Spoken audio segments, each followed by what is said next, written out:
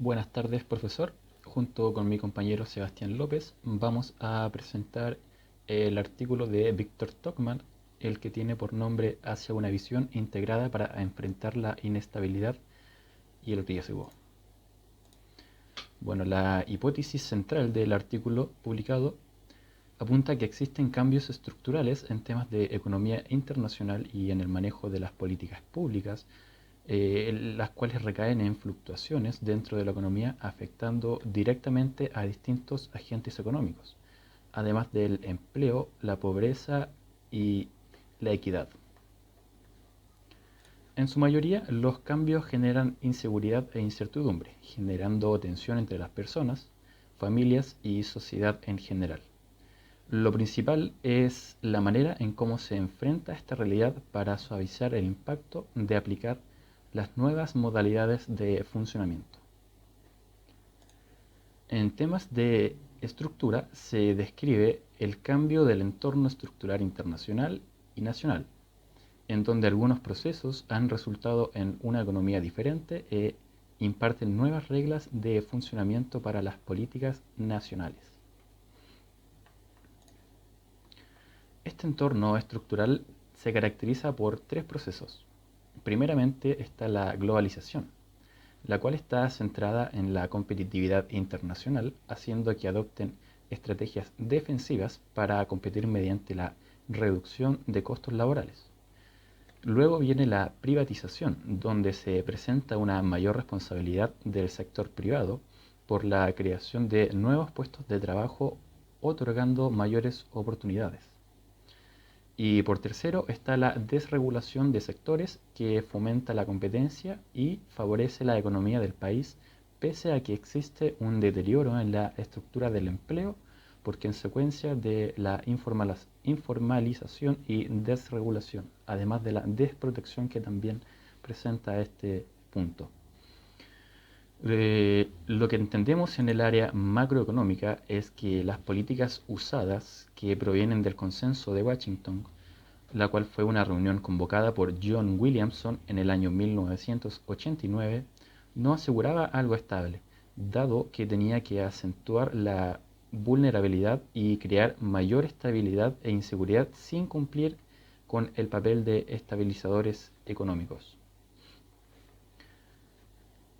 Los principales fallos que tuvo este consenso fueron que hizo énfasis en evitar la crisis, sino que se concentraba en solucionar temas urgentes de recesión. Tampoco hubo fortalecimiento de las instituciones, la forma en que aplicaron las políticas, lo incompleto que se presentaban las reformas y que lo pactado no incluyó mejoras a la distribución del ingreso. Esto desencadenaba inestabilidad e incertidumbre, desalentando así la inversión. Además, también aumentaron los problemas sociales tales como el desempleo, la pobreza y la distribución del ingreso. Finalmente, esto termina en que los indicadores se contraen más rápidamente en recesión y demoran en reaccionar en la recuperación, siendo esta una política no muy factible para la sociedad en sí, sino que servía cuando las economías se encontraban en constante crecimiento y desarrollo, pero sin embargo, cuando las economías se encontraban en decrecimiento, estas políticas macroeconómicas no las podía hacer surgir como deberían, siendo que cuando las economías se encuentran en decrecimiento es cuando más importancia se le debe dar a aquello. Hacia el manejo del riesgo. En esta parte del trabajo se revisan los espacios de intervención a diferentes niveles con el fin de controlar el riesgo. Dichas intervenciones pueden variar según los objetivos que se busquen. En este artículo abordaremos cuatro niveles de intervención diferentes. El primer nivel se refiere a la regulación de fluctuaciones internacionales mediante diversas políticas implementadas por instrumentos de aseguramiento y de diversificación de riesgos, que permiten atenuar la intensidad de las perturbaciones externas y en ocasiones distribuir su efecto a través del tiempo.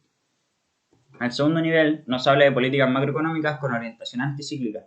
Las políticas macroeconómicas convencionales han buscado mantener un equilibrio, aun en un contexto reconocidamente más volátil.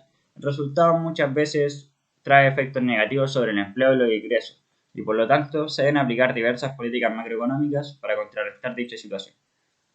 El tercer nivel hace referencia a las políticas laborales. Las políticas laborales vigentes fueron diseñadas en su mayoría para proporcionar un nivel alto de estabilidad en el empleo, las cuales debido a sus diversas características han quedado algo obsoletas en el marco actual por causa de las mayores fluctuaciones macroeconómicas.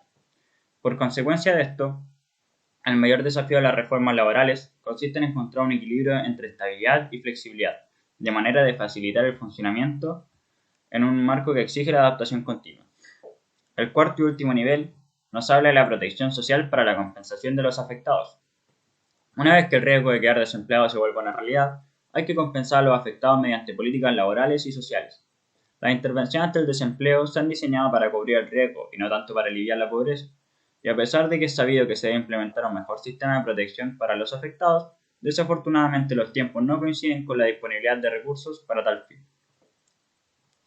Las tensiones en la sociedad. El funcionamiento económico actual implica un aumento en la inestabilidad y los riesgos que deben enfrentar las familias, generando así una incertidumbre en la población. Aquí nos concentraremos en dos grandes dimensiones del problema. La primera es la de la movilidad laboral. En el marco actual, la sociedad se ha visto afectada debido a mutaciones en el mercado de trabajo y la política social, siendo los principales afectados los grupos medios, sobre todo por la reducción de empleo, la que dejó a mucha gente cesante y causó que algunos trabajadores pasaran de tener trabajos estables a unos empleos más inestables o con menor protección, aunque con la suerte de no disminuir sus ingresos. Por otra parte, están los trabajadores en cargos públicos, que han contado con la suerte de mantener un trabajo estable, pero con la contraparte de tener que bajar sus remuneraciones. Otra dimensión del problema es la transmisión generacional de la pobreza. Las familias pobres sufren el desempleo en mayor medida que las familias ricas, incluso en los casos laborales exitosos, el acceso a nuevos puestos de trabajo es discriminatorio. La expansión del empleo en las familias pobres corresponde en su totalidad a puestos informales. Esto debido a que dichos puestos tienen escasos requerimientos de educación y pese a la expansión de cobertura de la educación, siguen siendo grandes las diferencias entre las escuelas a las que asisten las familias pobres y a las que asisten las familias de mayores ingresos.